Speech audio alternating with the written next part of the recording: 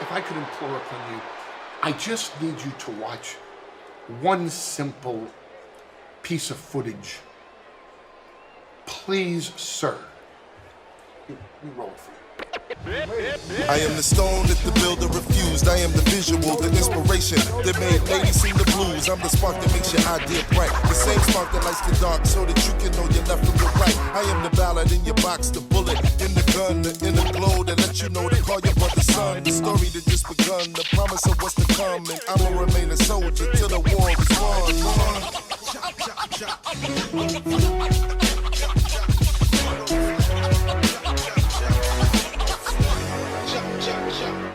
This bullshit needs to stop now. Bounce up, net. Oh! Bulgarian broom kicks. Police. And able to counter. Oh! And Hardy with the stereo power. And one some momentum. Oh! Fighting. First lady of war, not basic, locking in figure fours. Ray with the AK, she Rayeday all day. Blow your head off for talking sideways. Street profits on a new day. Hey, yay. What up, clutch? Big Oos in the game. $7, stand on the front line. Spitting fact as he reads your mind. It's showtime. Hello and welcome to War Wrestling Alliance Radio. This is the crossover episode you never thought you wanted to have because we have Chris Tuffer on his iPad on here, and he's going part of the Rap Lab podcast. And we're doing a crossover episode. Don't confuse that with the Sesame stuff. Don't do that with that. But we have myself, Paradox Gonzales. We have Pat, the Chef Pat Lee. We have Donald on here. We have the Duckgoesbang. We have Rayeday with the AK. Everybody's on here right now. And then we're doing an episode where we're going to be comparing, contrasting wrestlers with rap, how rap has been introduced into wrestling, how it coincides with it as well. And it's always been brought up within there how we have rappers who love wrestling, love to be a part of wrestling. And Duck and Chris, would you like to go through what the steps are for what we're gonna do besides the fuckings, of course? Well, first things first. Chris has been on here before, but it's a bit different. Chris, you want to introduce yourself as your podcast persona? It's a bit different since it's a crossover episode. Yes, sir. Thank you. Thank you guys for having me on. It's the one and only True G. Just call me the QG today. I got the La Bonable shirt. I got the Rap Lab podcast hoodie. So it's the best of both worlds here. Queens God, Queens Generation here with the World Wrestling Alliance Radio. Crossover episode. Hip Hop and Wrestling. Two of our favorite. It's our genres here together.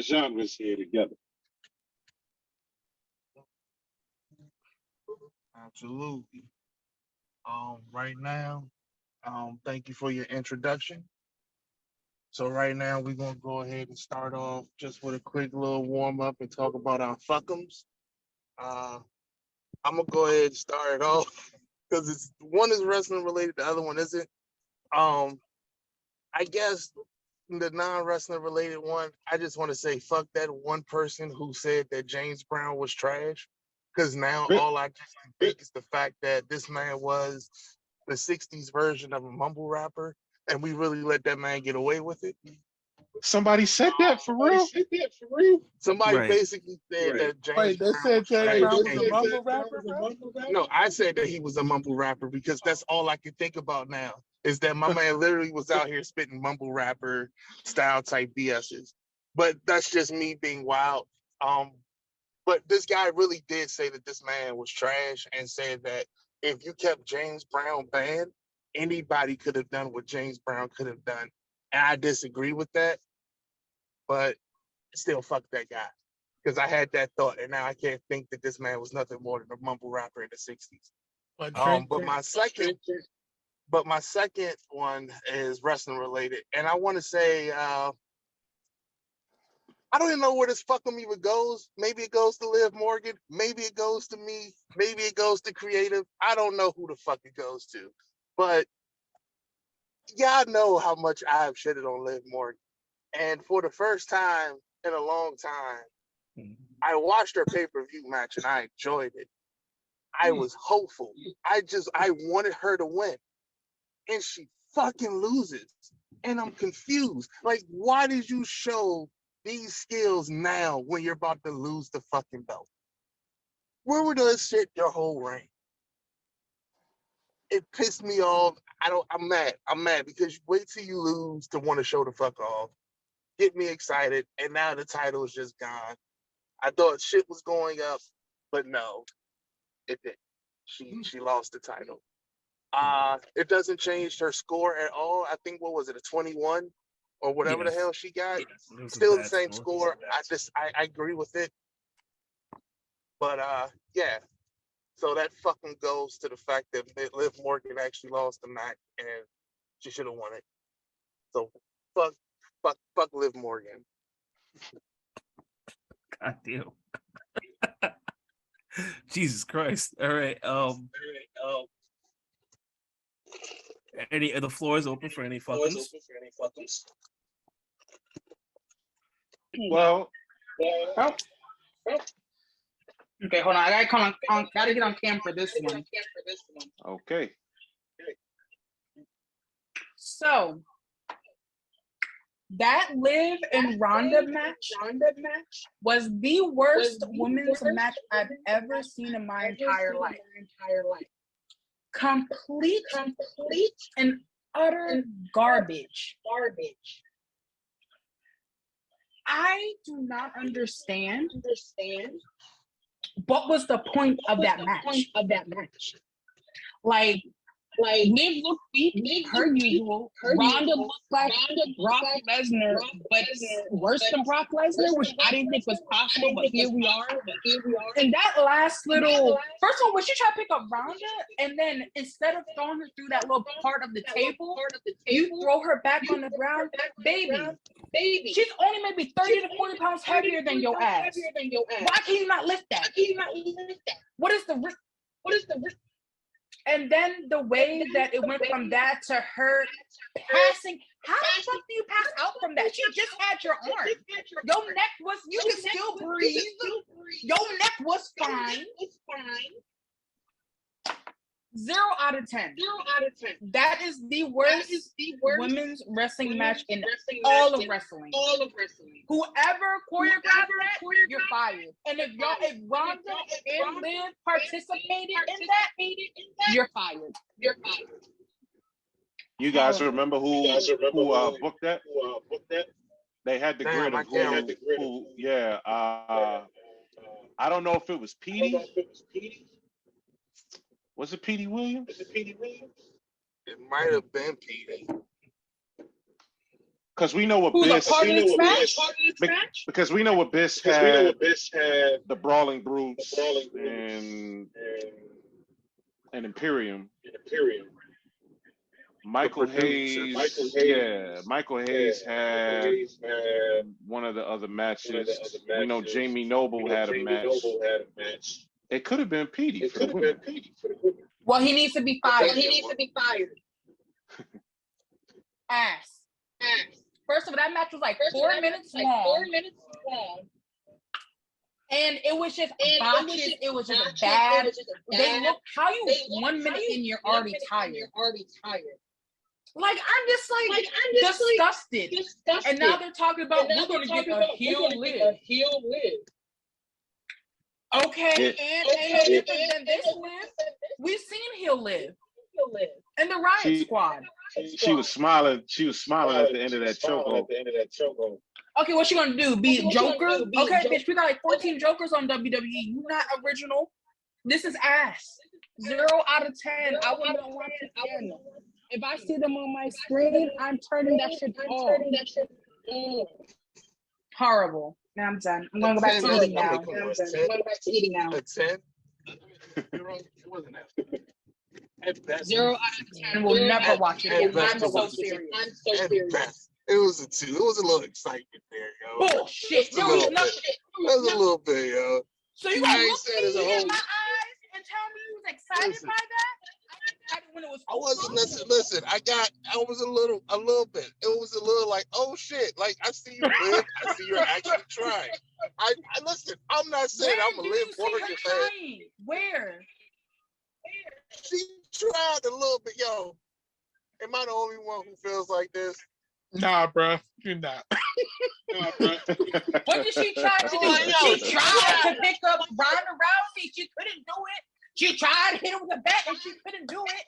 I don't give a fuck if you try. Either you're gonna do it or you're not. And clearly, she can't be a champion. She's not a good champion. This whole idea of putting her as a champion is gonna get better. Whoa, hold up. I'm not saying that she was a good champion anywhere.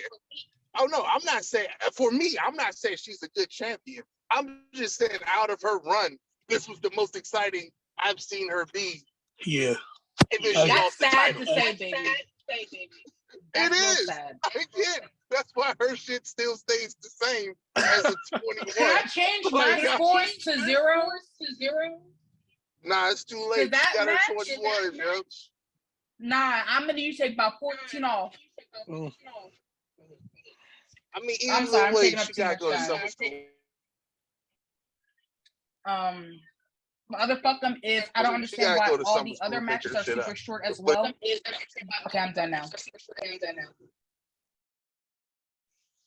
Well, I mean, when it comes to hip hop, the only fuck 'em I could give him is to Kanye South. Hell yeah. Kanye South. That's not Kanye West. That's somebody else. Kanye South. That's not Kanye West. That's somebody else. That's a clown, yo. That's one of them snake people, bro. Yep. And with all the stuff that he's been doing, and he's been banned from social media. It's about time. It's about time. Yeah, nah, I agree. Yeah, okay, maybe my fucking might be a little unfair and unjust because it's not necessarily what was said, it was how it was handled. Right. MJF fucking for his response to Kanye, don't get me wrong, he has every right to be upset with what he said, but what I didn't like was the fact that he compared and then was like, I wasn't trying to compare even though you compared. And it's like, you can be mad, you can say it, but like, bro, you ain't had to bring us into this shit to get your point across. And then when you got called out, you basically double back to just say, well, I don't give a fuck. If you felt that way, you're just stupid as a brick or some shit like that. It's like, nah, what you said was wild, bro. Take that out. Even though he was every right to be upset, you know what I'm saying? Right. Especially now, because he's just come back and, you know, now he wants to be more vocal. And with everything going on with Kanye, it's like he's trying to be the poster child. Well, everybody knows he's Jewish. And Kanye said what he said. So now he wants to stand tall and say about anti-Semitism and everything. So, yeah, I agree with you on that, though. Yeah.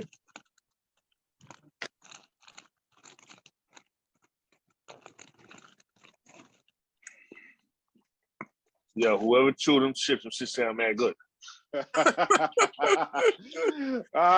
Capo status. He's on camera. What up? What's good? I was told everybody get on the cam. So I'm like, damn, I ain't have time to get in shape up and nothing. I'm out here looking real wild. I'm feeling my chef coat, my chef hat. I'm in here cleaning up. What's good though? What's good, my brother? Man, sorry, just still on the fucking segment. If we done to the next segment, I got a couple. Shit. Get your Who you fucking got? song. Who you got? This may obsess but my fucking is to everybody who believes Kanye West has ever been for anybody but Kanye West. Like, I don't care what the man has ever said out of his mouth to support Black people or not to support Black people. Kanye has always done things to promote Kanye. And it's working again because everybody is emotional at this moment based off of his current behavior. So that's my first fuck to people who believe Kanye is for more than Kanye. My second fuck is to Antonio Brown. because you don't pull that shit with people's wives, bro. Even if they are getting a divorce with the Tom Brady shit, that's just not called for. And then my final fucking is wrestling related. Is to everybody giving Triple H a hard time for having to undo so many fucking wrong things in the world of wrestling right now. Like, I mean, the man puts on a great show, and people give him a C because of the doings of people in the past, not based off his. So that's my last. Yeah.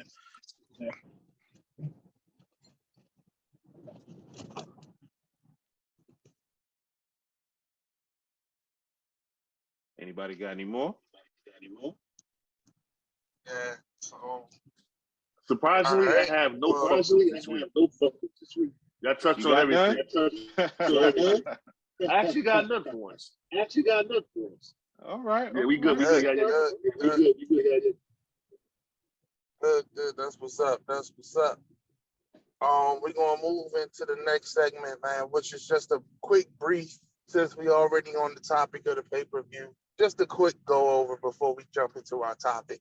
So let's talk about it, man. Overall, how did we enjoy the pay-per-view, man? You know, what stood out, what you like, what you didn't like.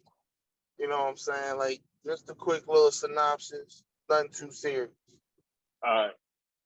I'm gonna go. I will give the pay-per-view an 8 out of 10. It was highly entertaining.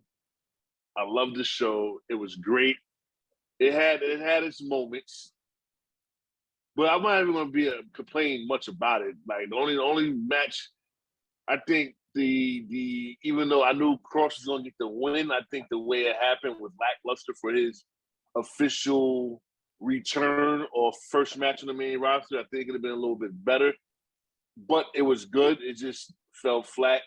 And also the Liv and Ronda match. Even though we knew what the outcome was, but it might be a different story as time progressed. But other than that, this pay-per-view, I believe it hit out the park. And since Trips took over, I mean, every pay-per-view thus far has been up there as like a Mania caliber / SummerSlam caliber worth of entertainment. Like there wasn't a dull spot. And welcome back to my man, Bray Wyatt.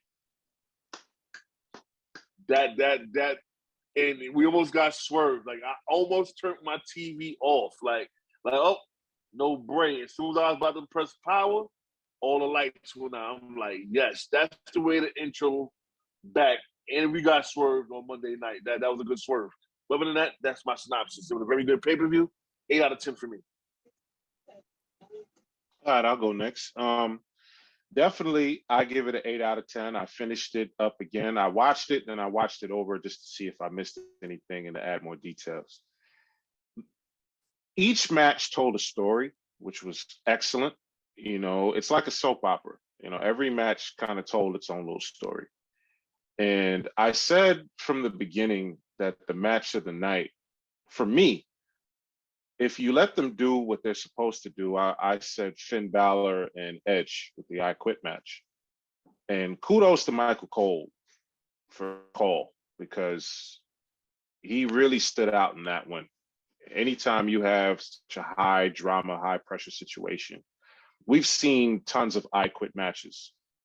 And it's become the narrative that somebody that you love has to be put in jeopardy for you to quit. You're not going to quit on your own, but someone you love is going to get hurt, and then you feel for them. And that's what happened with Beth Phoenix. And it was just so good to see that part. And I was thinking about the Riddle and Seth match, to Seth Rollins for being a professional, because we all know the situation. Seth does not like Matt Riddle, but he's a pro. He's going to do his job, and he's going to try to put on the best match that he can put on every single time. You know, I had my eye on those specifically just to see what I can get from it. Because the others with the Brawling Brutes and the Imperium, I knew that was going to be a banger, and it was. kudos to Bianca Belair for really putting in the work in that ladder match, because again, we know she's a great athlete. She's very popular.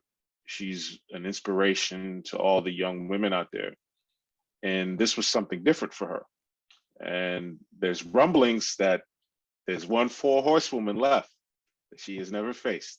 So, definitely looking forward to that. And of course, when you cap it off with Bray, I mean, this is what we wanted. He's back. It worked out. And Triple H pulled the classic takeover watermark towards the end. When you see that happen at a takeover, you think the night's over. All of a sudden, something happens after that. So that was very, very good. I'm with Brother Rem on that, man. I give it a solid 8. And yeah, I'm a big Drew McIntyre guy. He had to do the job. The ending could have been different because again, it's good to see Cross get that win. He needed that win. Drew was the perfect guy for it. So it was a good show, man.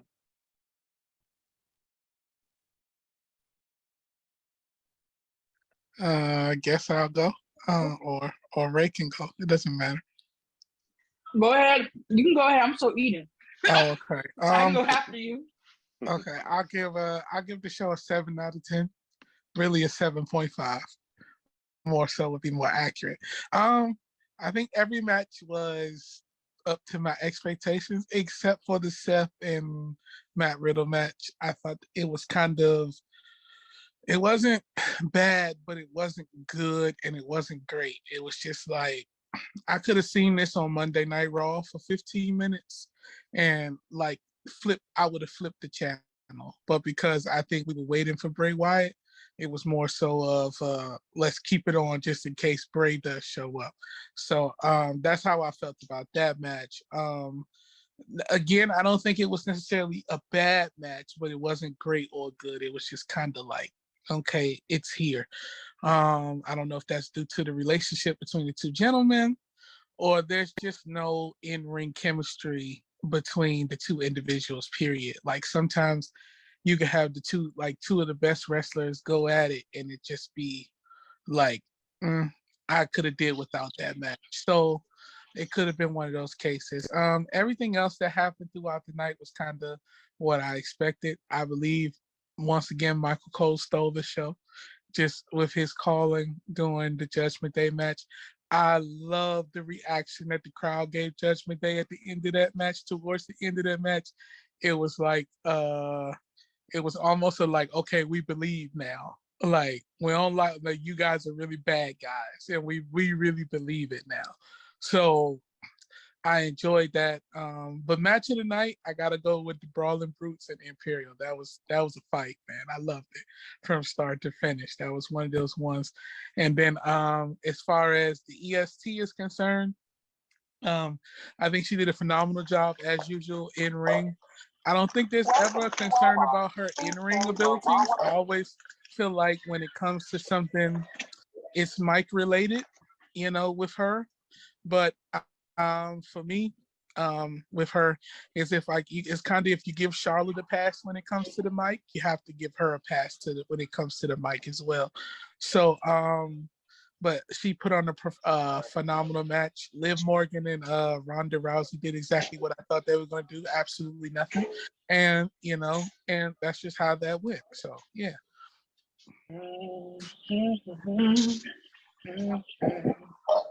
Welcome, Wawa Rewards member. Welcome, Wawa Rewards member. That's it. Does anybody else have anything else they want to say? I think everybody really had. Oh yeah, go ahead, Ray. Wow, you forgot about me. I'll be quick.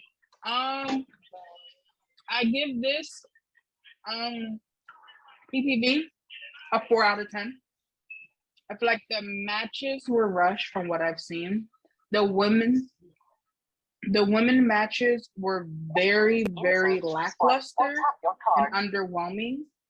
I feel like Bianca and Bailey could have done a lot more. And they didn't get the opportunity to.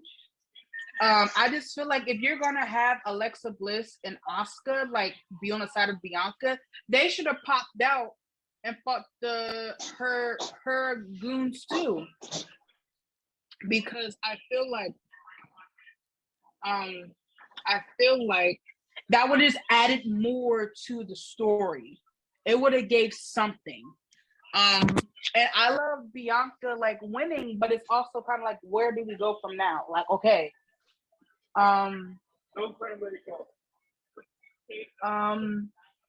yeah, the Liv and Ronda fight.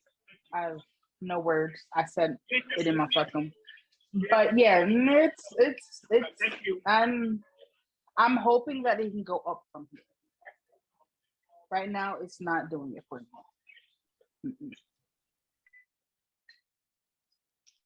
All right, so everybody knows I'm a giant Bray Wyatt fan, so that was the hype of the night for me. I literally got my mask out, and I was like, "Yo, let's go! It's Bray Wyatt." This man got one of the biggest pops of, that in WWE we haven't heard from, and they just played the whole world in his hands. That made a crazy impact, I had my friend over. He doesn't really watch pay-per-view, but I sent you out a video of him getting hyped for each match. The more violent the match, I think he was more interested with the first match, the Brawling Brutes and Imperium, and they did phenomenal. That was one of those matches I was like, wow, this is brutal. This is fighting. This is what we needed to start off, to kick it off. It's Extreme Rules. The low of the night was definitely still the Liv Morgan, Ronda Rousey. We were just sitting there like, this is a bullshit match. It didn't serve anything. I don't feel like it did anything for either competitor. But I'll still give this pay-per-view like a 7.5 out of 10. You could push it to 8 just for the Bray Wyatt thing. And we overall Papa H is still doing good.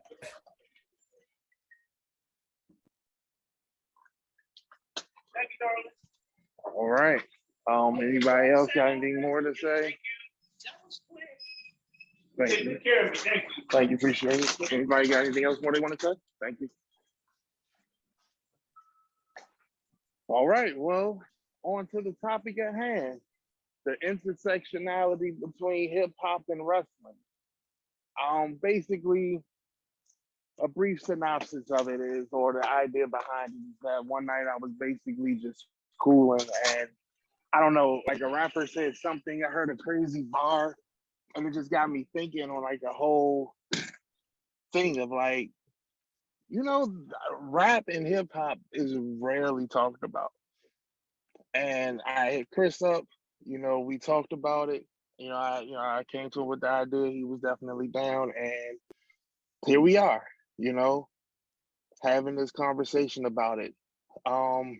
So basically, we're going to go around the room and just really ask, like, hey, what do y'all really think about that when you hear that, idea of rap, intersectionality between rap and hip hop? Like, why do you think it's a thing? Why do you feel like wrestling is involved in the rap community and vice versa? For me personally, I think it's just the idea of personas. You see crazy personas in rap the same way that you see them in wrestling. Some people look to some personas and say, yo, that's me. You have some rappers who look at like how rappers will look at the Italian mobsters and try to live that lifestyle. And you see wrestlers, they live that cool lifestyle. You look in, the NWA, the AWA days, Dusty Rhodes and the fur minks and all of that. You know what I'm saying? Like that stuff is often glorified in hip hop. But what are some reasons that y'all think this is a thing? To answer that and to piggyback off what you said, it's all about expression and it's about art. Wrestlers are artists and the rappers are artists. And it takes me back to like 1993 when you really started to see characters embrace that rap persona, that hip hop persona, that edgy persona. You got to go like Public Enemy, when they first came out and they was having on the jerseys and doing the hip hop dancing and they were rapping during their promos, because this is 1993. This is the 90s. It's like the golden age. And in the same year, you had Men on a Mission. You had Mo, Mabel, and Oscar was rapping. So I think because it was so big at the time that they had to embrace it and had to incorporate it. And they started creating characters that reflected hip hop. And it's about expression. It's about giving something to keep people engaged and making people invest their time in it. So hip hop being so big, the wrestling promoters knew, hey, you know, we gotta try. And then years progressed, you started to see more. You could even go with Fatu. When Fatu stopped being a head shrinker, and he was on his embrace the change and make a difference type of thing, where he was speaking about getting out of the gangs and doing something positive with your life. And that's what rap is really about, you know, expressing that message. So it's all about telling the story. It's all about being creative. So both cultures intertwined. And if you can bring in the rap audience to the wrestling world, and you could take the wrestling world and bring them into the rap world, it's a win-win for everybody. Those are my two favorite things ever growing up. Rappers were my heroes and wrestlers were my heroes. If you combine both, you got a fan. Facts, I agree with that, man. Anybody else want to go give their two, their I'll two pick up cents from on it? there. All right, bet. Yeah, I got you. Like, basically, like both of you guys already established, it's like the boom of wrestling and the boom of I'm not gonna say rap, well, the boom of rap and the boom of, I want to say, the WWE era of wrestling really coincided with each other about 84, 85. You know what I mean? So like this new age wrestling that Vince created was born damn near the same time rap was on his legs and getting notarized. And like we all either close to 40 in our 40s or somewhere in that area. So we all came up. I know I grew up watching wrestling as a little youngin'. You know what I mean? With my cousins spending the night at Granny house. There was no other entertainment for us besides Saturday morning cartoons and WWF. You know what I mean? So they all came up together. So, and they both became popular. So we had a little hip hop segments when it was young. But now in 2022, damn near everybody's ring music is of hip hop orientation. It's like you barely get like, you know how back in the day it was like a little rock roll type of entrance when you came to the ring. Now it's damn near all hip hop. And personally, I love it.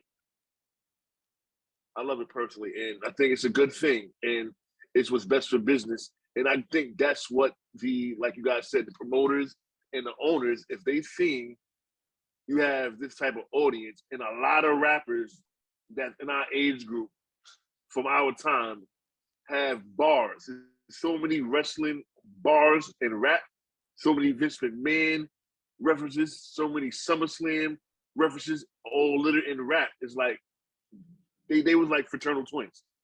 That's how I'm gonna take it on that one.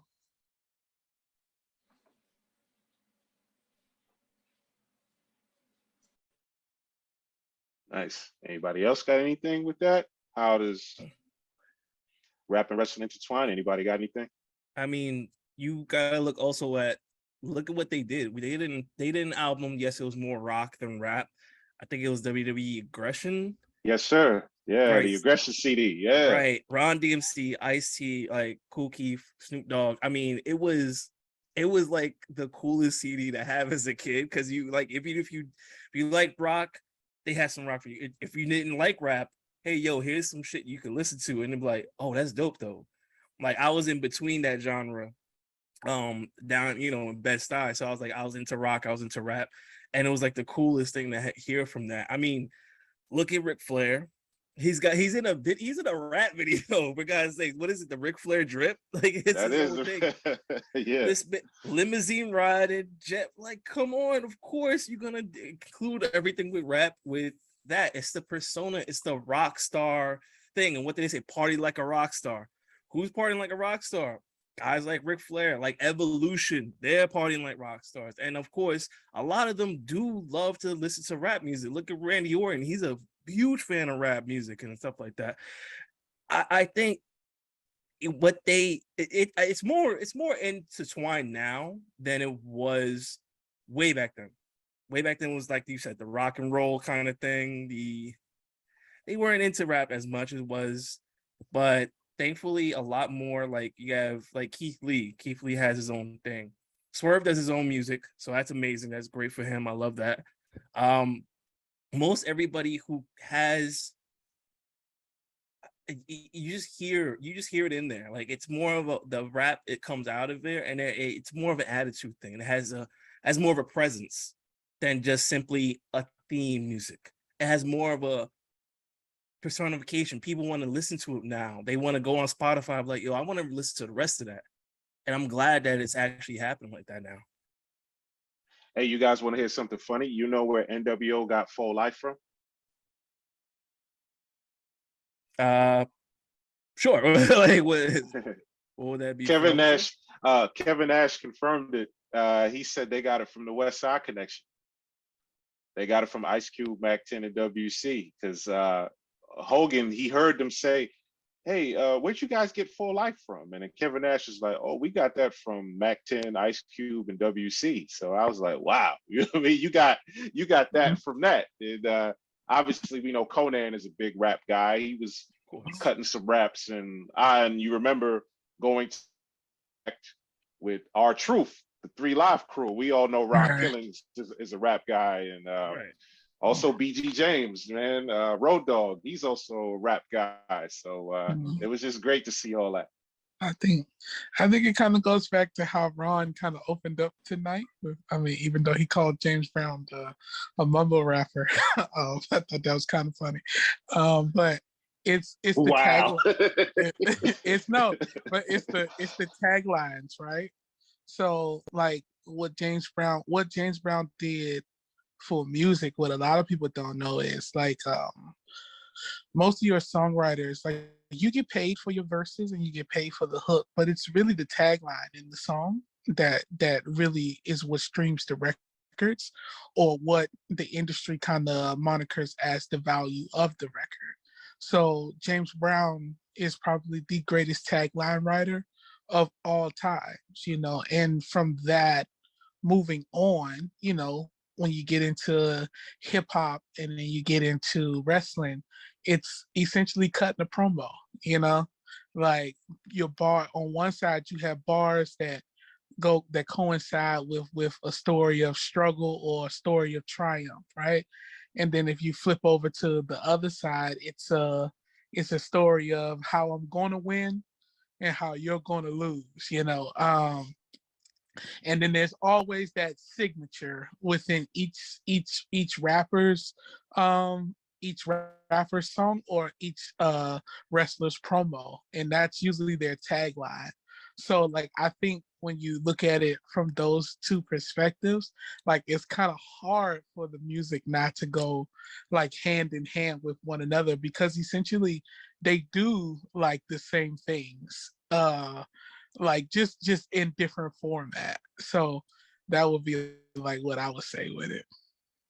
That's a great point, especially with a guy like John Cena. Look how many rap battles he had on SmackDown. And shout out to my man Kurt Angle, the greatest wrestling rapper of all time. That was a classic rap battle between John Cena and Kurt Angle, man. That was great. And the referee that used to do the beatbox, that was cool.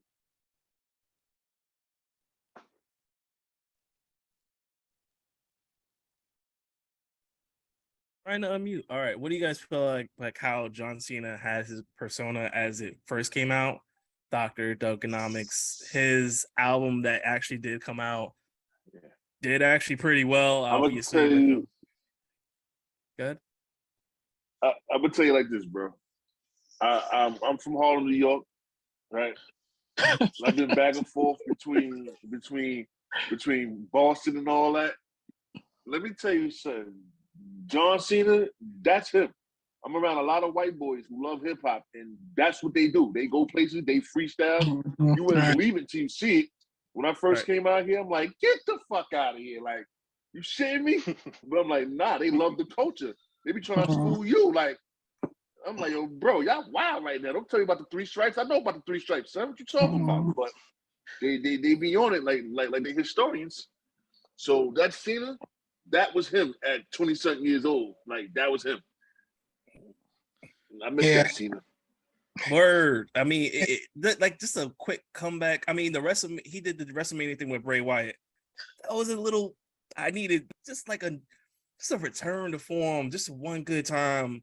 Just I don't know, bro. I don't know. He took clean cut now, man. Like it's I don't know. It'll let's put it this way.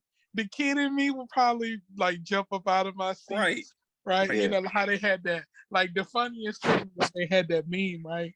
Like the grown man crying and his son like Dad, why are you crying? It's John Cena. He's like, cause he's back, son. He's back. like that. I remember that. That was like really, really good, right?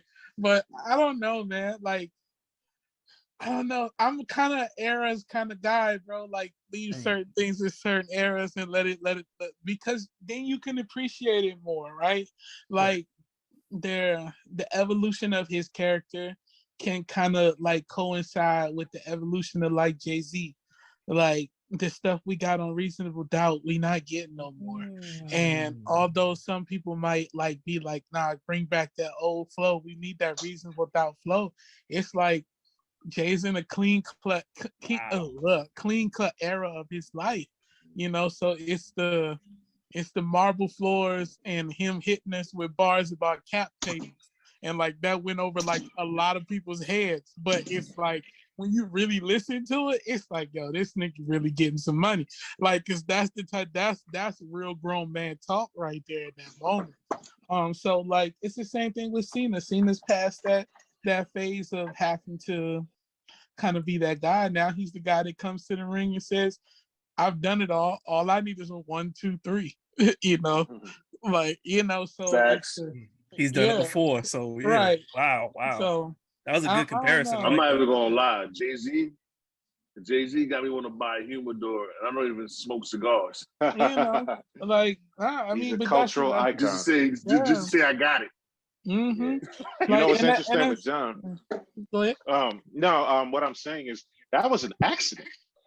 Stephanie McMahon caught him freestyling, and she said, yo, you should bring that to TV. You should incorporate that. Because again, him being the prototype character, it was bland.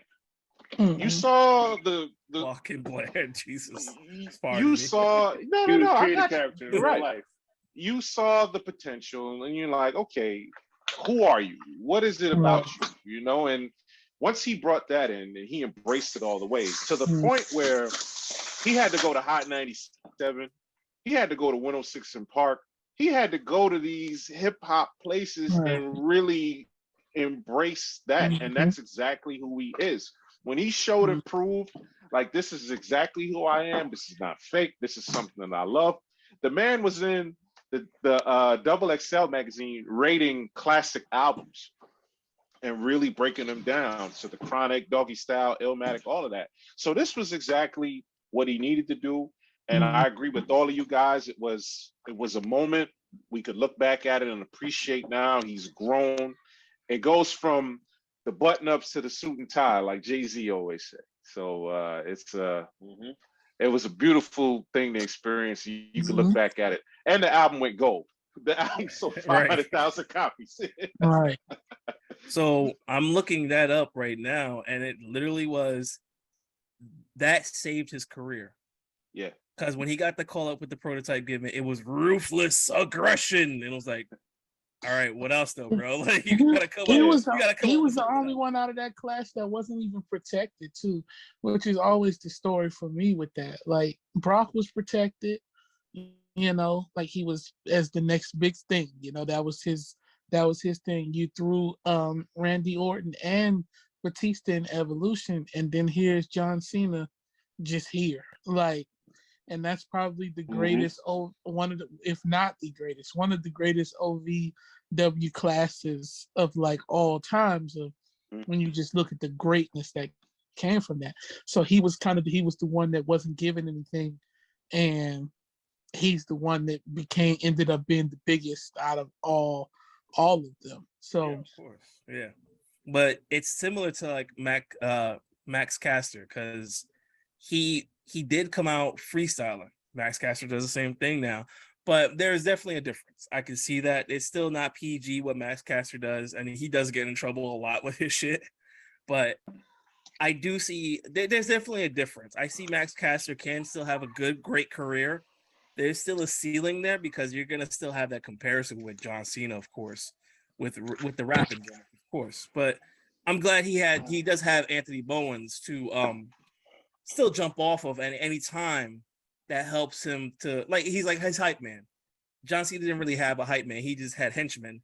But John Cena, Max Caster does have a hype man that still helps him and bigs him up, and it helps him in matches. So, still amazing talent. It's just similar starting backgrounds. That's what it is. All right. Yeah. Listen to me, Daddy. That was a good topic. That was a good little part of the section. But let's talk about it, man. We touched on some things, but let's bring up some history that we've seen in WWE, AEW, wherever you want to, draw from wrestling, where hip hop was incorporated. One of my recent favorite times is the battle between the Usos and the New Day. Don't try to go all X-rated like your boy Xavier Woods. That was great. I love that line. That's my favorite line out the whole battle. Because it's so wild. I didn't expect nobody to really say that, but it was wild, bro. woo. You know what I'm saying? So it was good. And then good to see Wale, who is a DC native, on TV. Mega Ran, which I don't know if y'all ever heard of Mega Ran. Big wrestling fan. Yep. Yeah. He's like the wrestler video game rapper dude. One Wing Angel, if you're a fan of Final Fantasy VII, he actually did, I didn't know this, but he did a whole album dedicated to that whole game, in theory. Taking samples of the songs and just hip-hopizing it and spitting bars over it. I need a link. I need a link. I think we just shit out of the group a lot, right? I gotta hear that. Holy shit. If you just type in Mega Ran, One Wing Angel, and then kind of go from there. Okay. Basically, I guess spits a whole battle between him, the party, and Sephiroth. So it's a pretty good one. I enjoy it. I'll drop a link. But let me hear some of y'all favorite hip hop moments in wrestling. Woo! Oh man. Vividly as I remember as a kid, and I'm gonna take you guys way back. This one is very special to me. 1989, WrestleMania 5, when the Mega Powers exploded. Right at the start, we got a WrestleMania rap from the hottest group out at the time, and it was from my hometown, my Hollis boys, Run DMC. That was the first time I've ever seen anything like that. I think that was the first time they ever did anything like that. And a little backstory, DMC is a huge wrestling fan till this day. So his manager reached out to the WWF and said, hey, how about you have us come down there? Rev Run and Jam Master Jay were not wrestling fans. They thought they was just going to come do a performance, but little did they know, DMC was the one that was most excited because he was a big Hulk Hogan fan. So I remember seeing them in the ring doing the WrestleMania rap. And just two more, because I want to share. I want everybody to chime in. Wyclef performing "It Doesn't Matter" on SmackDown with The Rock. that was a great moment, and it was great because The Rock was in full character. Oh my God, The Rock was standing there with the $1,000 shirt with the shades, and he was just waiting to keep saying it doesn't matter, and then Wyclef was just doing his part, and of course 3-6 Mafia when they did the song for Mark Henry, that was really really great. I enjoyed that. I loved it, man. Mark Henry, this was the Hall of Pain. Mark Henry, 3-6 Mafia comes out, they're performing. Mark is in full character, and he just turns and gives them a little head nod, like, yeah, you know. And they was in Memphis, Tennessee, and I just got chills off that. So there's so many moments, but those three right there, I just love that, man. That was great. That was definitely one of my. I think that's probably, other than Snoop Dogg getting inducted into the Hall of Fame, the Wrestling Hall of Fame. I think that's probably my favorite. It's 3-6 Mafia coming out, and like, yeah, that was one of those moments where it was like, for me, I felt like it was more than just like the main culture. Like, it was the real culture. Like, the real culture of like the music had made it like to the big towns. Yeah, those are my two favorite like memories of the culture being involved with WWE. All right, I'm gonna bring up one. All right, one that was cool. Ice-T, Pimpin' Ain't Easy, man. With yeah. See, WrestleMania 2000. I forgot about that one. Woo! 2000 to 2001. Oh, 2000, I think, right? Godfather and D'Lo Brown, he came out doing it. It was 2000. And they had the hose with them and everything. It was like, yo, this is spectacular. This is amazing. That shit was, you know, Ice-T was having a good ass time too. That shit was wild as fuck. But then, all right, a second one that's just more just funny than anything else. Kevin Owens powerbomb and Machine Gun Kelly. Because that was, this man agreed to take a power bomb like off a stage, and it was like, damn, bro. All right, like and then Kevin Owens looked like he was so annoyed with this dude. He was like, "Yo, fuck your music," and I was like, "Jesus Christ, Kevin, chill out, bro." That's a small interaction. The most recent one has to be like Snoop Dogg and AEW with the Frog Splash, or the Snoop Splash. I'll call it. I mean.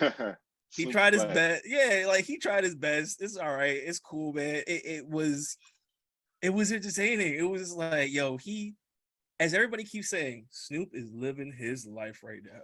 Cause he got to be in a wrestling ring and then deliver a move, a finisher move, whatever like that. So that was like, that's 3 for me. I'm sorry. I'll let everybody else speak before I say something else, because I just thought about something else. Okay.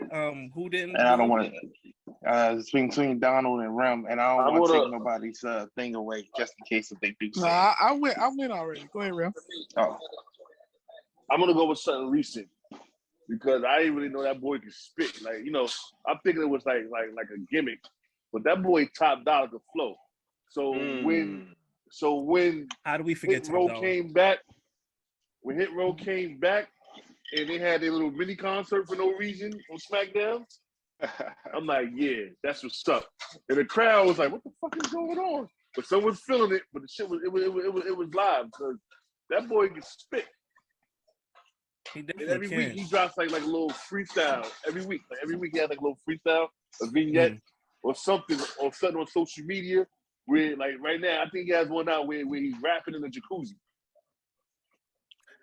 But the boy nice. Shout out to Top Dollar. You see, the culture has taken over. And for honorable mention, we're gonna shout out Crime Time for the old G Unit look. With the bulletproof vest and all. Money. Yeah. That was funny. My God, like, I used to love Crime Time, bro. The moment you took your jacket off, your headscarf off, anything you had on you as your gear, who wants it? Who want it? 100? 100. Wow. Like, bro, you just sell off my merch? Like, what's going on here? They was lit, yo. Mm-hmm. They is. was they was the chain gang, right? With John Cena, right? Wasn't that the chain gang? Yeah, they That had a was little something. They Yeah, had a it little was something. quick. It was quick. It was good though.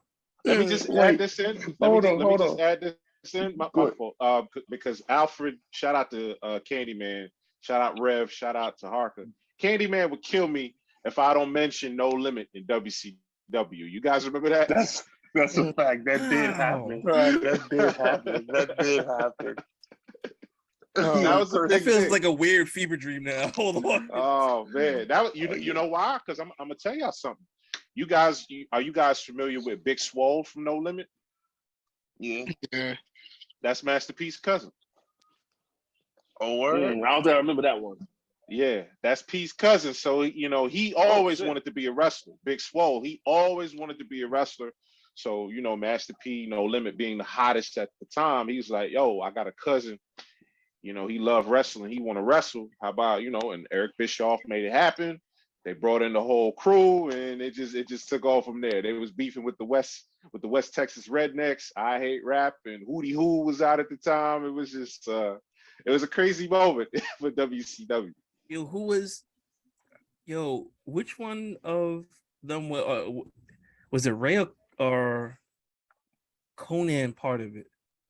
Conan was down. Conan was down with them. Rey Mysterio was down with them. They was all, because when they did the press conference, Conan was there, Ray was there. They was taking pictures together, and they really incorporated it. And it was good to bring them in, especially when they were in New Orleans, like the whole crowd. So it was an experiment. It went the way it went.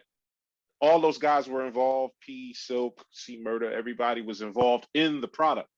Instead of just being in the background and letting these guys wrestle, No Limit, they were involved in it. So it was good to see that. They shut that down pretty quick though, didn't they? For like no reason or something like that, or this guy didn't get reception like it needed to. It didn't go to where it was really supposed to go. Funny enough, people actually liked the West Texas Rednecks when the West Texas Rednecks was supposed to be the heels, and seeing Kurt Hennig in that way, because we all know Kurt Hennig is Mr. Perfect and all that, but we've never seen him in this kind of comedy thing saying that he's a redneck. Kurt Hennig's not a redneck, but he's wearing the cowboy hat, and he's got the vest, and he's hanging around with Barry Windham, and they have a video saying, I hate rap. Shout out to Jimmy Hart for writing those lyrics too. Yeah, that was a good time. We're not gonna get anything like that again. Just a few other things. First thing first. Shout out to B Square, John Cena's partner, for a brief moment. Yo, you took us back with that one. B Square. B Square, get out of here. No way. It's a brief moment where he had a dude named B Square that rode with him. That's Bull Buchanan. That's Bull Buchanan. And also I just also want to say it's kind of wild that we're seeing our rappers we grow up with fully get into wrestling, like Trina, Lil Scrappy, Steve, what's his name? The rat face dude from the hip hop joint. Who that? Stevie J. Yeah, him and Scrappy was tag team champions in another territory for a bit second. Scrappy. I did say another territory. I can't think of what it is. But yeah, does it come to him right now? Yeah, Action Bronson too. Recently, Action Bronson. Right, and Action Bronson. I forgot about that. Like him with Taz's kid. Somebody got them paws. The Action Bronson. Yeah, Action Bronson. He's bulldozers. He's very green, but he's in there. Yeah. I'm waiting to see what Trina gonna do though. That was a shock out of nowhere. I'm like, damn, Trina. It is, man. It's just that it's wild to like see that a lot of these artists, like even the simple fact that like we was talking, like the fact that Nicki Minaj was on that song of Victorious. Like little things like that, that's just kind of crazy. You got Lil' Kim, who did was it Stephanie's joint? Trish. Nah, that Trish. Trish, yes. Oh, Yeah, shit. Jackie O this Steph. Jackie O this Yes. Stephanie. Yes, that's what it was. Yes. So you got all these people all these artists who do a lot of behind the scenes stuff for wrestling, man. It's great to see it. Wale, I ain't gonna lie. Before Cardi dropped her baby, I suppose she was inbound to a ring appearance. Oh man. I heard she wanted to. Like I think they were supposed to do something for SummerSlam. Well, with Cardi? Yeah, like there was talks, about getting her involved in it, but like Brother Rem said, the baby and everything. But prior to that, because they used her song, she actually put a tweet talking about wrestling and wrestlers, and like she actually went back and forth. A tweet war with somebody. She did. Who was that? Who was that? Oh, I know. We find out. I can't remember. I can't remember, but I do know she had said something. She had said something along the lines I'll tell you. Yo, Vince McMahon, count your fucking days, when they made like a little joke about her being on backstage or whatever. Yeah, and I remember that. All that. And all that kind of started from there. But I can't remember who she went back and forth with though. Dang, but who was that? Yeah, it was heated too. Wait, speaking about beefs, that was. Y'all remember the Randy Orton Soulja Boy beef that like appeared out of nowhere and like Soulja Boy said it was like all fake and he was like, "Yo, my dick bigger than you," and I'm like, "Randy." It was Lacey Evans. Oh, it was Lacey Evans and Cardi. Yeah. Oh, I'm about to say what? Nah, Randy. I wanted Randy Orton to RKO that boy so bad, man. Him and his fake Nintendo game systems and shit. Yo, Soulja Boy. They went back and forth hard too. I was like, "Yo, are we getting a program here? What's going on here?" Then we were supposed to still have John Cena versus Fabulous. I don't know what happened with that. Fabulous. If y'all remember that. If y'all remember. Yeah, I remember that. That was the problem with B Square, yo. B Square is it's like the. If you get this reference, you was heavy into that G unit, that G unit. Right. But G Square was the black child of wrestling, bro. That's all I'm saying. That is so ill. That is so funny. You guys just took me back. Since Ron mentioned music, Shane McMahon. That's Naughty by Nature. Right. Naughty by Nature did Here Comes the Money. Yeah. Oh man, like all that is great. Naughty by Nature, bro. Yo, mind blown. Mind blown. And listen to it, you would never notice it. Here Comes the Money. Yep. Tretch and Vinny, they was on it. Yo, that's wild, yo. Yep. Yeah, man. Wow. We're getting educated right now because oh my god, I had no idea about that. Yeah, Naughty by Nature. Yeah. I wish they would have did that live for him. Oh god. That would have been great. What? Yo, then it came out rapping with a 1,000 punches of fury. Yeah. All right. So if we can something real quick, who do y'all think did a better performance for who they introduced into the ring? Because you had Sasha Banks with Snoop Dogg, you had Icy, like I mentioned before, with the Godfather, who because they've had wrestlers rappers introduce wrestlers or do their performance. All right, so question or honorable mention? No, just like in general. Just general, so that we can go to the next. No. Because I'm just saying because a lot of people we saying rap. I look at Fred Durst as a rapper, even though he's part of Limp Bizkit. You can. I mean, that was that weird time where that rock rap was taking off. So I mean, he had a beef with Eminem, and they had bars for each other. But so Fred had bars. Why you said he was like You remember that track he had with Method Man? Yeah, and Together Now. Fire. And Together Now, that record. Ooh, yeah. The DJ Premier beat. Listen, we're going back a lot. You're just not going to hear me give credit to Fred Durst for anything. But while we're rolling, on, as far as your question goes, I did enjoy the Rock and John Cena match where Flo Rida and I think that was Was that Machine Gun Kelly also for that one WrestleMania where they introduced both of them? I Yeah, I believe it think was. so. Yeah. It was. That was like a battle with both of them for the intro. Yeah, I enjoyed that intro. Cool. The Flow Donald, Rider, anything? aka Nelly Straight Rose. good, bro. Nah, y'all Straight good, good. bro. Okay. All right. I just wanted to like segue 2 seconds and then like we could continue. You know what I mean? Well, no. I mean, since we're honest about rap music and people doing intros, what's some of y'all favorite bars, wrestling bars? Like I'm gonna like songs? Actual wrestler? songs.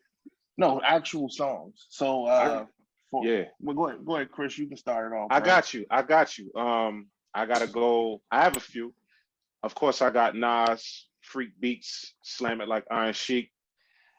I got Method Man on. I got Method Man on his Cal 2000 album where he said, "I'm the bastard, the total package, like Lex Luger, pull a sting out my yellow jacket, make the maneuver." I'm like, ooh, okay, because WCW was the hottest thing at the time, so it was good to hear that.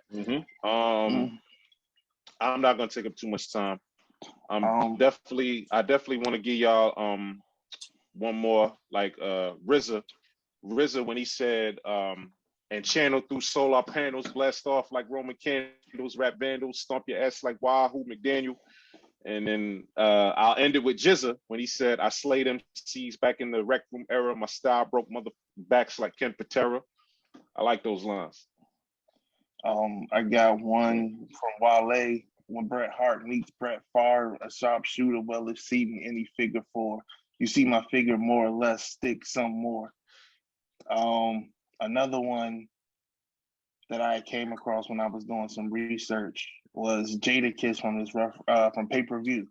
I hop off the top rope and chop you in the throat. Come through like Sting all black with a bat, and I drop you like Goldberg right on your back. Styling and profiling like Ric Flair dressed me. Sort of like Kidman, all the chicks think I'm sexy. Nice. Well put together. It was definitely. Everything Griselda. Ah, yeah. That's they bag. That's they MO, Rim. So many wrestling bars from Griselda. And we, like y'all mentioned, we saw West Side Gun. West Side Gun came out there in AEW. Facts. Conway, Benny, those guys are big wrestling heads, man. It's wild that there's so many wrestling heads out there that's rappers, man. It's just that it's crazy because it's like coming from our world, being a wrestling fan, especially black and being a wrestling fan, it's I ain't gonna say it's frowned upon, but you definitely get the that ain't a real sport, why you watch that? Nobody. It's like, bro, it's entertainment, and it's just good to see that some of these people who spit some of the toughest bars, toughest lyrics are wrestling fans out there. All right. You know what I'm saying? It's like, you love rap. Jadakiss watches wrestling. What's up? What you gonna say? You know what I'm saying? Exactly. Snoop just got inducted. What you gonna say? You know what I'm saying? All right. It falls into a small little genre where these same famous people and people look at people who watch anime, like some of us in the group of Facebook, and they're like, "You watch anime?" I was like, "You don't?" Like, bro, this is some of the most entertaining shit I've seen in a while.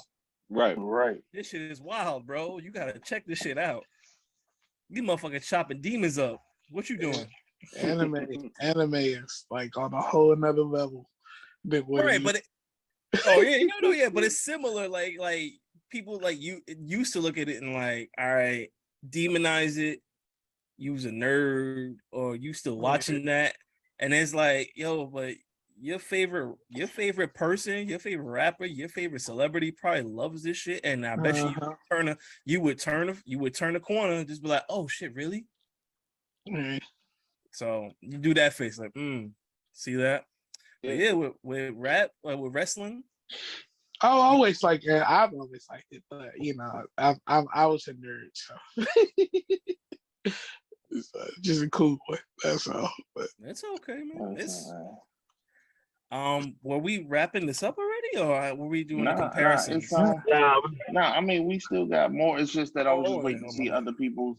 We got one more thing, but I was just saying, just waiting to see other people's lyrics. Anybody got any favorite rap bar lyrics, wrestling bar lyrics? It's so many that I have on my head. It was like a 50. It was like a 50 Cent Lloyd Banks joint. I can't remember it though. Like they did one.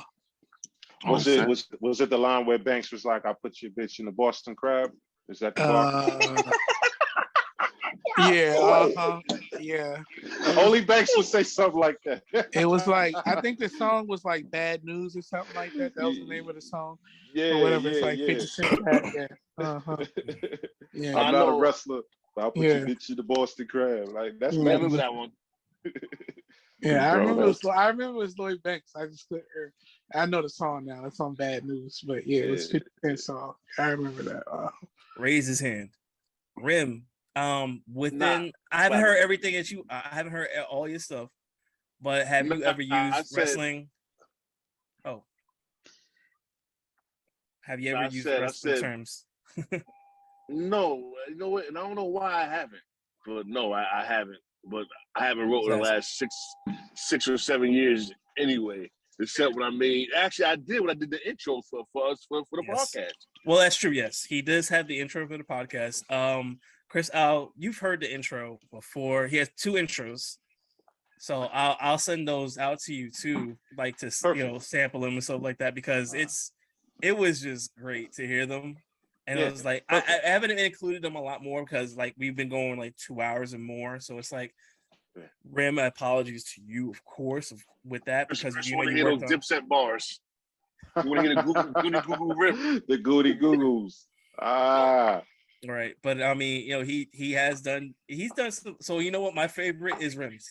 Like I'm just gonna say it right now. My co-host. You got the co-side. There we go. Yeah. All right, and there was a moment there when we was talking about anime. I was going to slander Batman, but I chose not to. Oh, you know what? No. See, this why I love you. I was. I said I was. I said I was. You don't let a moment go by. Oh, wake up. As soon as you see my green dot on the chat, he's like, "Yo, Rim." I'm like, "What?" He's like, "Fuck Batman," and that be the conversation. Oh my God. I ain't do it. It's called growth out here. It's called growth. Yeah, we've been growing now. We're growing. Yeah. So that's maturity right there. Let's go. Yeah, I could have said something, but I didn't. Nah, it's cool. I'm chilling off of Batman for the next. We be having a great conversation out of nowhere, Ron. Like, yo, Rim, what's up? Man, fuck Batman. I'm like, bro, what I do today? Why do I do You ain't do nothing. The Batman still exists. That's the issue, But we're not gonna talk about that. But I will. Batman? Don't stop. No. Oh, I'm about to get jumped there. Nah. Donald's a Batman fan. You're fine. No, I'm not a Batman. Okay, so y'all miss it. I'm not a Batman fan. I want to be clear on that. Yeah. I am a Joker fan. However, you don't get one without the other. So the appreciation of Joker needing Batman to fulfill his whatever destiny you want to call it is why I support Batman. But no, I'm not a Batman fan. I don't support any fucking superhero except for Deadpool and Black Adam. Like those are like really the only 2. So like, and that's because they're both like assholes. So like they fit for me. Like I like Tony Stark, but he's soft. But the Black Adam and Deadpool are like my definition of what a superhero would be. And Hancock. Hancock is the perfect definition of what a superhero. Bro, Hancock was that dude, man. I was waiting for a secret feather. So, bro, Hancock is the most. We are, but Hancock is the most broken. It's funny. I don't give ass hero ever, yo. Like how you alive forever? You got no paper. I'm just mad that like the only thing that makes them weak is a white woman, yo. Damn like, it! Kind of I was gonna say that. Shit, I was dying laughing. I was like, true. That's kind of true. Black man is powerful except for when he's around this one white woman, bro. Well, that's the Kanye lyrics. You gonna leave your ass for a white girl? Oh. Hey. All right, yo, but so like let's just so it's a little game we can play. Basically, I'm gonna just go around the room and just ask y'all if you could compare a rapper or a wrestler to a rapper, who would you compare them to? Like, for me, an example I came up with is Bray Wyatt, and this is gonna be wild and out there, but Slick Rick. The reason I say Slick Rick is because both of them are storytellers. You're going to get a great ass story from both of them. You know what I'm saying? You let them do them. They're both creative with their words. They're both creative with their art. You know, he can paint. One paints a picture with his body, with his character, with his acting. The other one paints a picture with his words. And for me, I would compare those two bases just off the storytelling portion alone. Okay, so let me make sure I got this like straight. We're comparing we're like making comparisons to rappers and wrestling characters, correct? Yeah. Okay. Yeah. Like something like if you was to go with superheroes, John Cena would be clearly Superman. You know what I'm saying? Right. Yeah. Bitch boy. Right, I got it. Fuck. Man, I thought you just said Wale with Bray Wyatt. That's interesting too. Because you gotta think about it, like Bray, he comes out, you know what I mean? He got a whole lot to say, and at first it'd be meaningful. Just like Wale when he gets on the verse. Your boy be spitting. And that Like, shit he be don't mean spitting. nothing after he fight. It don't mean Exactly, damn thing like- after he fight. But you know what's interesting about that though is Seth Rollins also said like that's the part of like working with Bray that's so hard because it kills your character. Like whatever character like you are, right? Yeah. Like when you have to go against something that's that strong, even if you win, you still lose. So like that's why I always told people him winning and losing does not matter because Bray Wyatt is always going to be Bray Wyatt no matter what. I get that part, but I get tired of seeing him take L's. I'm sorry. I do. Like I don't want to see the boogeyman come on screen and not kill nobody. You understand what I'm saying? Like somebody got to die. You know, like I mean, no, don't get me wrong. So Halloween Kills. I understand what you're saying, and I agree. Like him losing sucks. I'm just saying that even with him losing, it doesn't hurt. Yeah, it just doesn't hurt Bray Wyatt. Yeah, I that part I get. I just don't. It's just I don't know, bro. Like, I get it. we get it. I get it, bro. You can't be like the most gangsters out here. Right, and then get your ass whooped in the first round, like of the fight. Like no. Right. Facts. That was the issue with the Fiend. Like when the Fiend came and it was this mythological thing, you would think it would be unstoppable. And with the L's that the Fiend took, there's no reason why the Fiend should have lost at that WrestleMania to Randy Orton. That one should have been RKO. the victory. Or Crown Jewel to Crown Jewel. We don't talk about that. That Goldberg won a vacant title. Crown Jewel. Here we go. What's his Goldberg? That's the problem. Wait a minute. Hold on. Wait a minute. Here we go. Here we go. What's his Goldberg? Y'all not gonna do my man like that. Yeah, we are. I like Bill, but the Fiend should have not lost like that. No, I'm sorry. I was with that. Bill did his thing, bro. Bill put him down. I can't rock with that. So bad for like damn. Oh man, that's the worst part, yo. He lost to the man that DDT'd himself, bro. Somebody who qualifies for AARP. I'm still trying to figure out how he's even cleared to wrestle, bro. Like it's like, bro, you DDT'd yourself, bro. Like, how did you do that? Like he shows up, Every time he Vince comes to the McMahon, ring, he's bro, concussed. Vince every McMahon time, cuts a bro. check, and he's just like, "All right, let's go," and then he concuss himself. Like I don't know. But What the I fuck's mean, going on with this. A DDT but like, to yourself is wild, bro. A whole DDT to yourself, bro. yo, It's the fact that you like, did it. he's dangerous, bro. Like Bill is dangerous, bro. Like It's probably a football thing. All right, No, so bro. wait, slapped himself. who That's would who he y'all slapped himself with? So yeah. who would you got? Who? All right, so then if we're comparing, who would you guys say Goldberg is to a rapper? That's a good question. And I'm not If I'm not trolling, I'm not fucking with y'all. I just want to hear this. if I'm not trolling, Goldberg is somebody off Kids Pop. But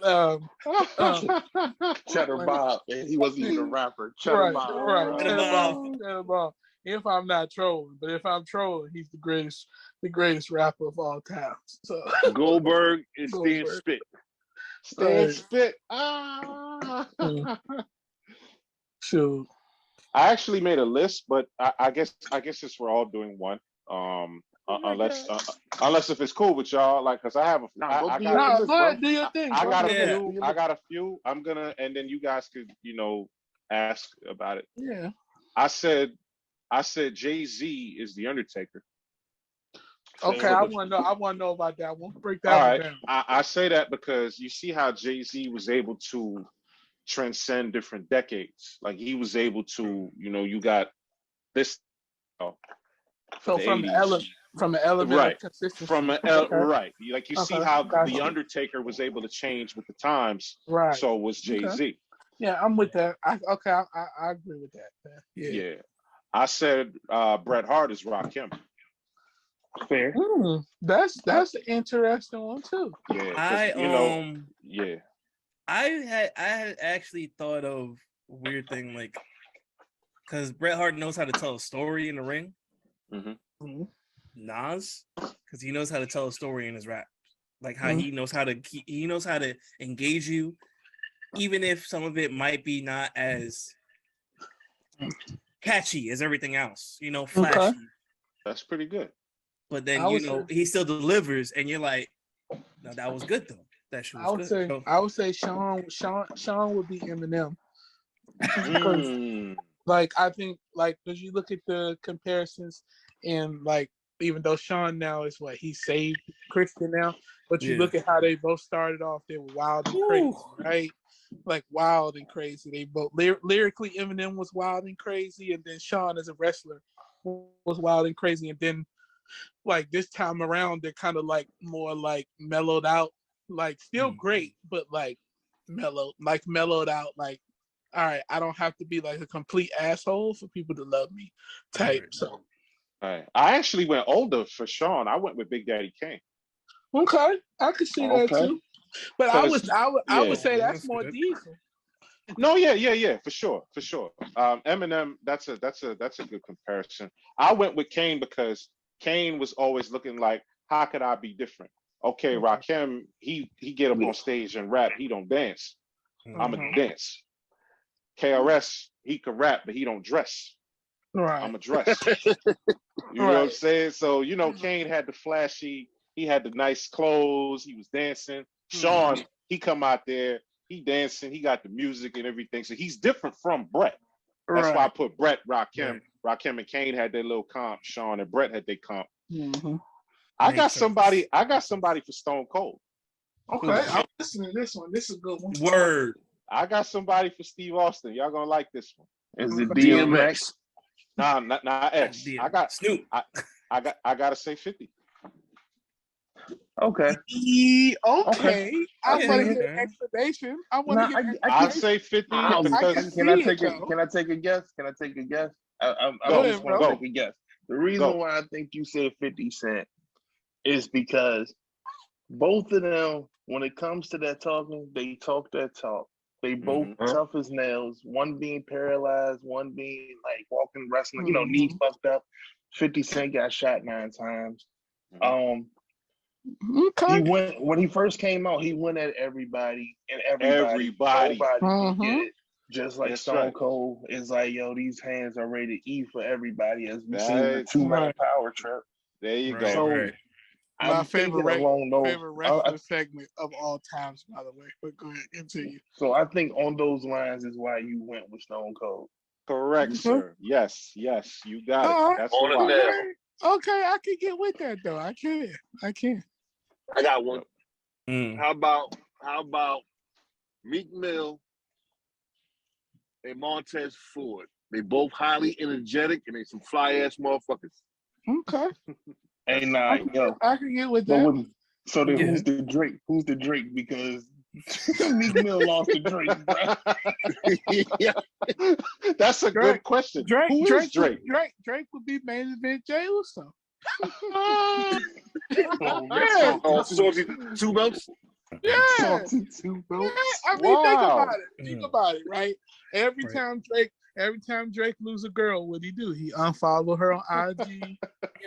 Every time Jay lost to Roman, he had an attitude. It fits. They both emo, like they emo characters. Like that's how they come across and they sell, right? So yeah, main event Jey Uso and Drake. I like that. Who's Roman? Y'all got a Roman? Ooh, that's a tough one, yo. Roman. Yeah. All right, so It's gotta feel like somebody who started off and then just made themselves into a pinnacle with help, though, not just by themselves, though. So it's like I honestly think Roman is Kendrick, bro. Like, okay, if you had to put him with somebody like of today's time, if you take him back old school, or I shouldn't really say old school, but I mean it would be old school now, I would probably give him Method Man, like from like the 90s or whatever. But in today's era of music, he's definitely Kendrick Lamar. Makes sense. To me. All right, so I got one. All right. Sexual Chocolate Mark Henry. I was about to say, is it just WWE guys, or are we still doing? I mean, it could be whoever. It could be whoever. All right.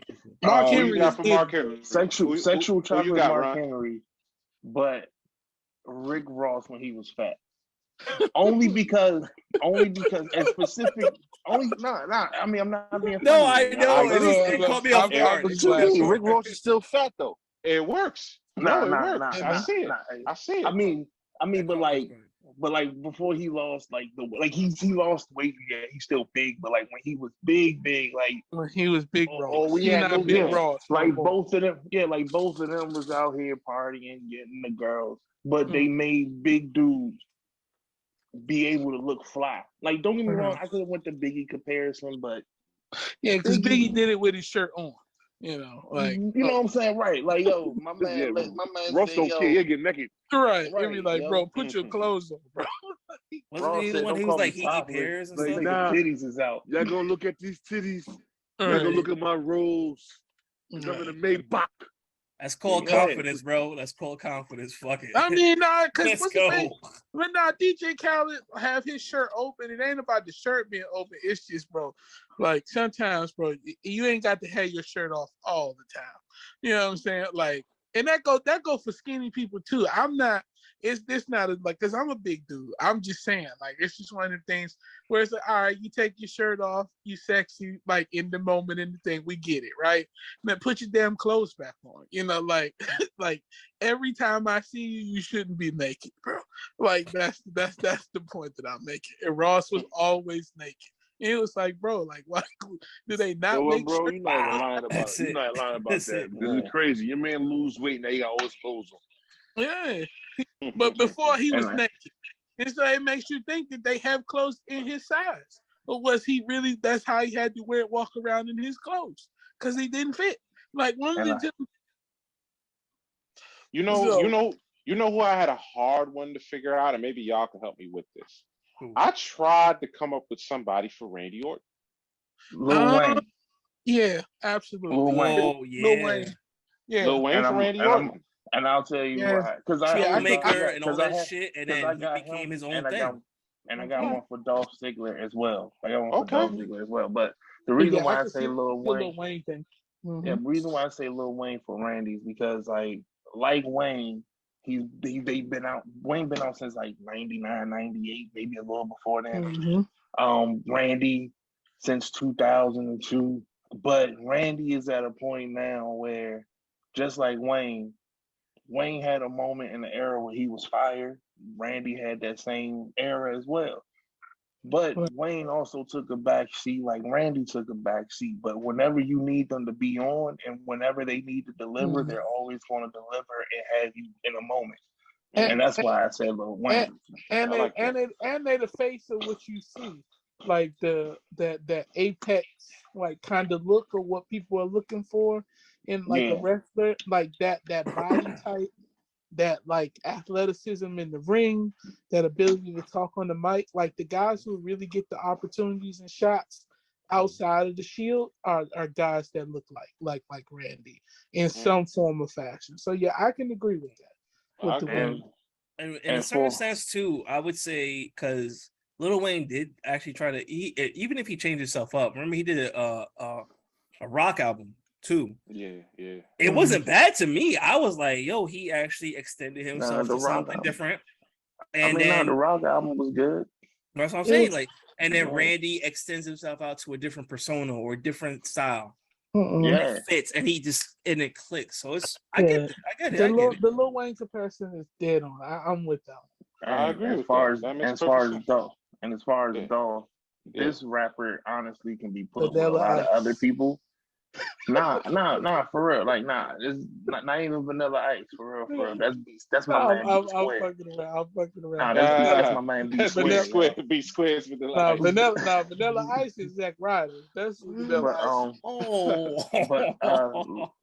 Lupe Fiasco. Lupe Fiasco. Hear me out with this. I can see. Yeah, elaborate. Yeah.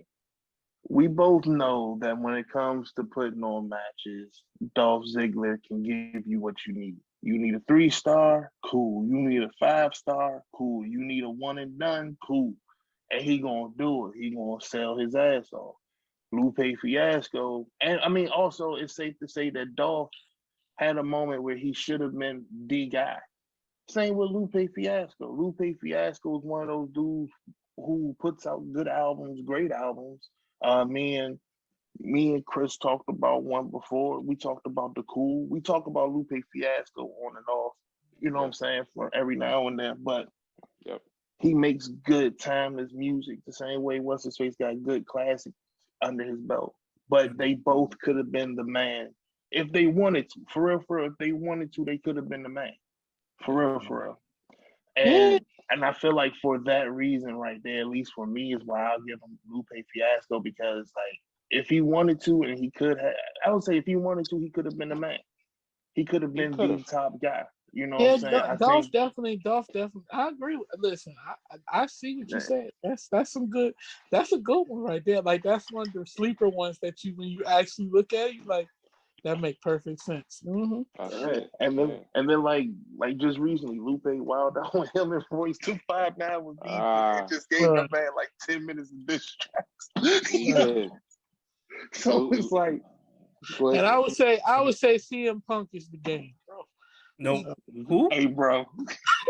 No, CM Punk is the game. Yeah, bro. CM Punk with all his controversy is Kanye West at this point. No, he's the game, bro. He's the game. Why would you say game? Why would you say game? Because he always complaining about what he don't get. But it's like, bro, like have you ever stopped to think that maybe you don't really deserve what you think you should have?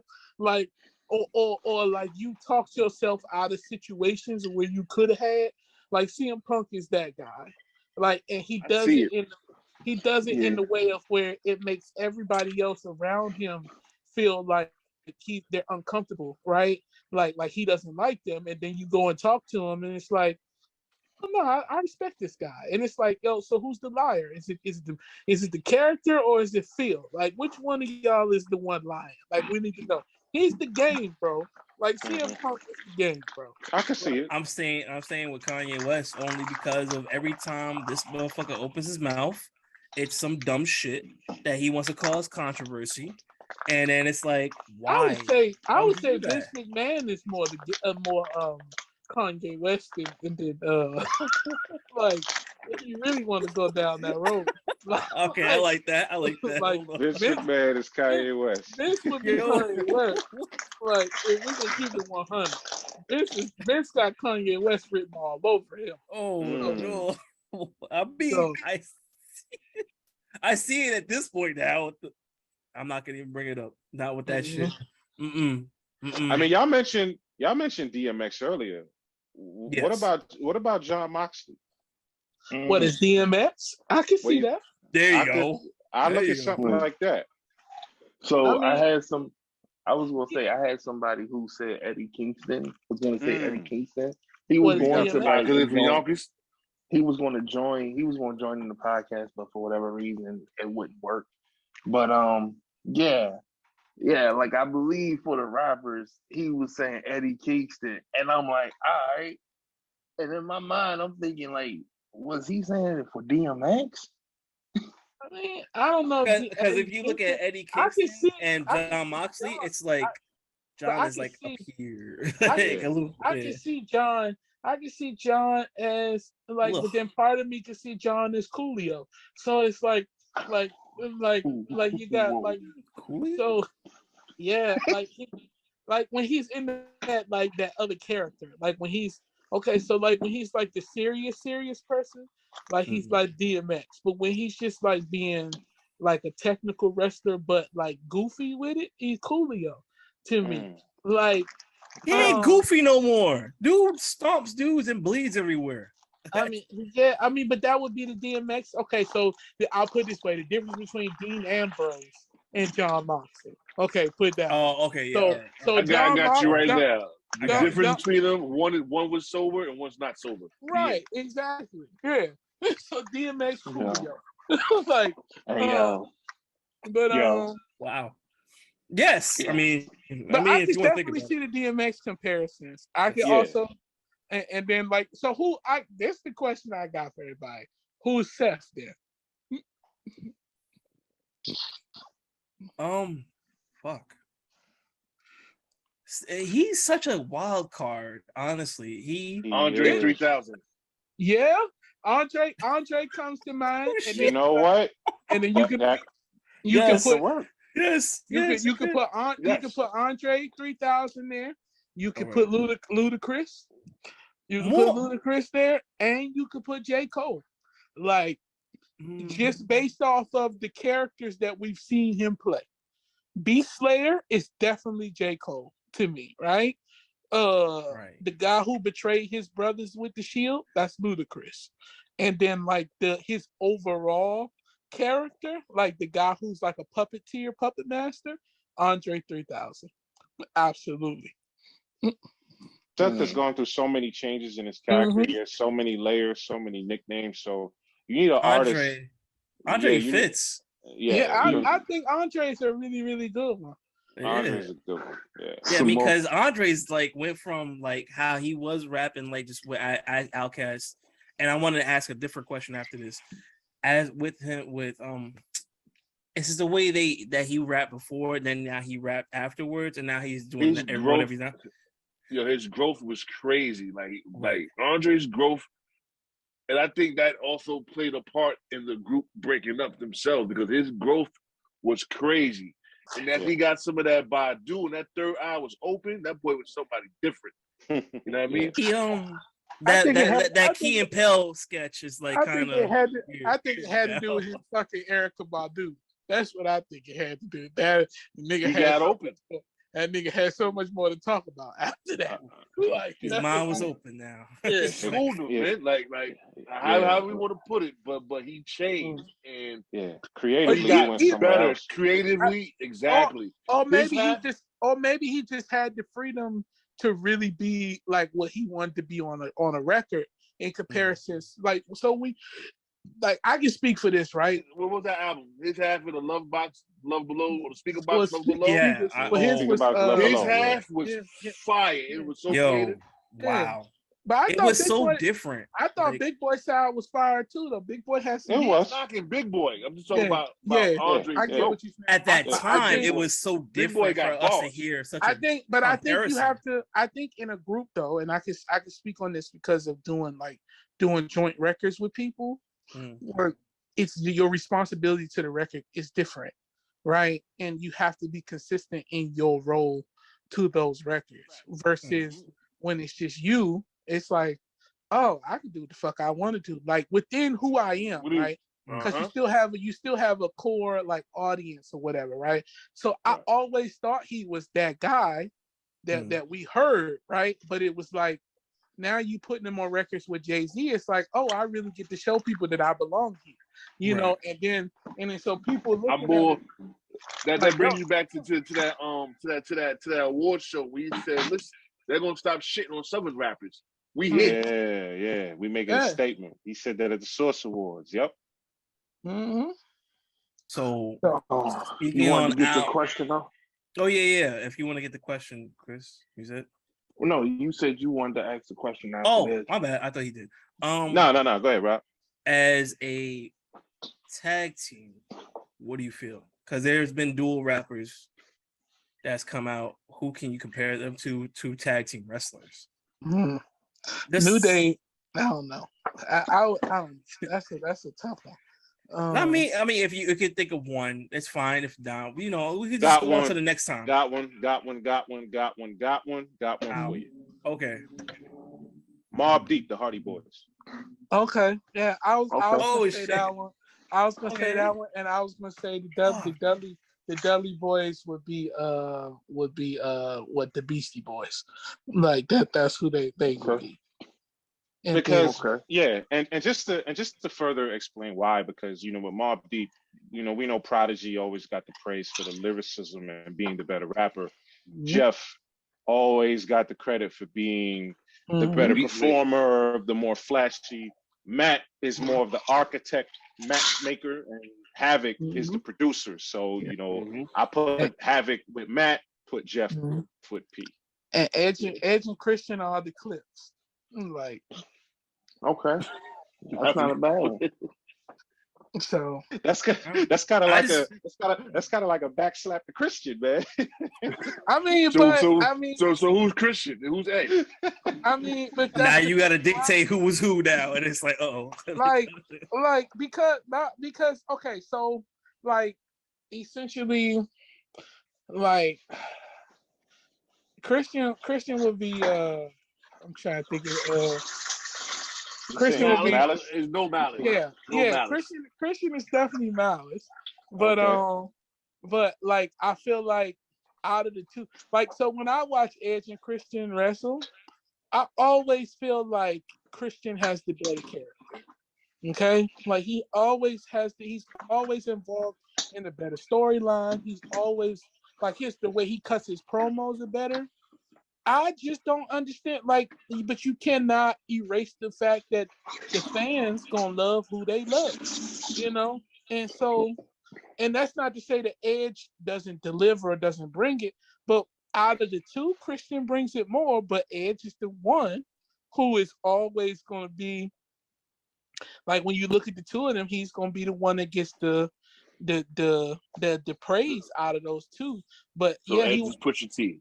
Yeah, he definitely would be Pusha T. I agree, but I think Malice is better. No, Malice got balls. You know what it is? Malice went and changed his life. Pusha T, 47, still act like he in a dope game. Go sit the fuck down somewhere, bro. Like, but I mean, but that's the thing. I mean, but same thing with Edge. Edge still want to wrestle. Like he want to wrestle like he's 22 and can't no more. No, you know what I'm saying? Facts. Like, so it's the same thing. Like, and then you flip over and you watch Christian. Christian is still getting it, but he doing other things. You know, but it's always been like that. Even when, like, before Malice went and changed his life, like Pusha T was the one that, like Pusha T was the one who got the credit. Like it was just like the group is the group because like Pusha T. You know what I'm saying? When you look at Edge and Christian, like the fans, they love Edge. And not that they dislike Christian, because they love Christian too. But it's like Captain Charisma really was Captain Charisma, and Edge was able to just kind of like feed off of that. And like the crowd was just like, we want Edge. Like between the two of them, right? It was you still had, and to add to that, you still had those match moments. I mean, who doesn't remember Edge spearing Jeff from that ladder? Right. Yeah, that stands out. So he Heavy. got a majority of the highlights out the group. But can I tell you whose idea that was though? Jeff's? Captain Charisma's idea for that I'm spot. sure. I'm sure. So I'm sure it was. So, and like I mean, what was that? Bubba Ray was talking about it on some interview he did where they talked about the spots and how they got into like kind of like arguments on like what spots would happen, and because they felt like that the Edge and Jeff spot was going to be the highlight of the show, but some of the other guys like Devon and them was like, nah, this is going to be it. So it like kind of, but Bubba Ray and Christian were like, y'all missing this. Like nobody's ever seen this happen before. And then like it ended up like when you think of WrestleMania 17, before you think of anything else about that pay-per-view, you think of that part. Like so yes. I mean that's fair. Yeah. I'll say this last one real quick and then I'm gonna just wrap it up.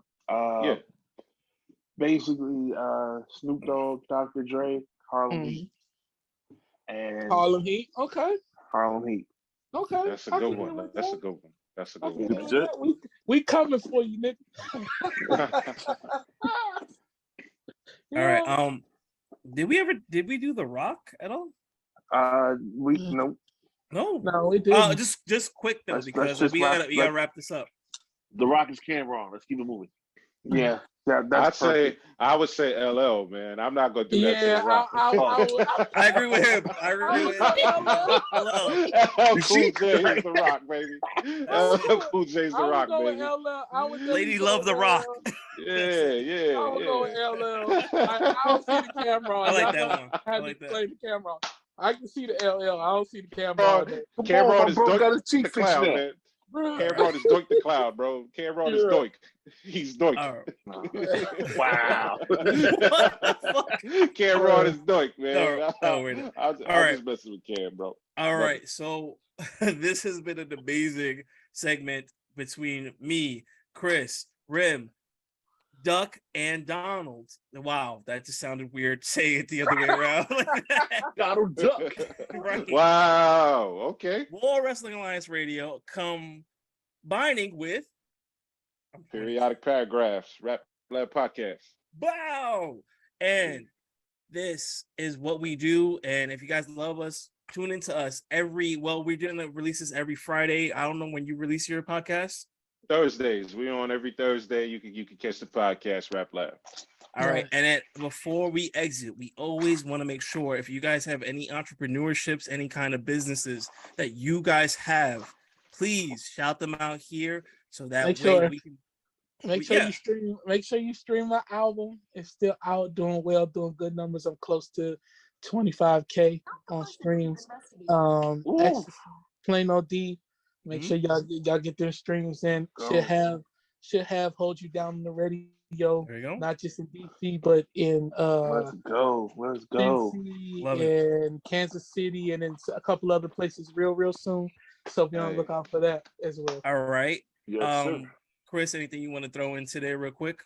Definitely check out the Rap Lab Podcast on YouTube. Check out the Instagram, Facebook, Twitter, all those different platforms. Like, subscribe, and share. Like, subscribe, share. Always. Rim. Yeah, I know the vibes, man. I'm Rim Rock. And I have a restaurant. He's going to do this whole promo. Pull up. You know what I mean? If you're ever in the Berkshires, Pittsfield, Massachusetts, it's called Rim Rock's Fried Chicken and Soul Food.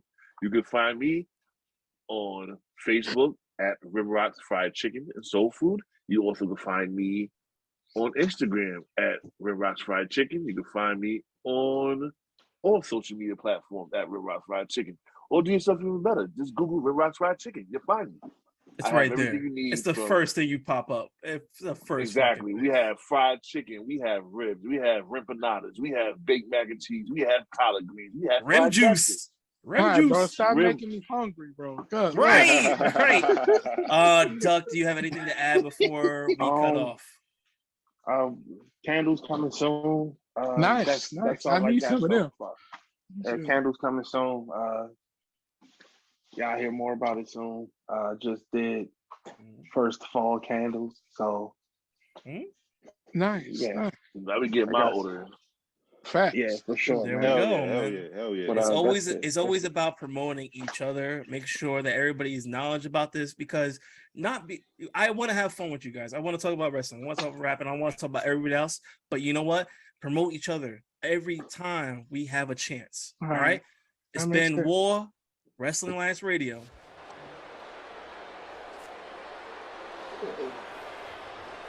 Why are we watching this? Because my tribal chief, it just takes one lucky punch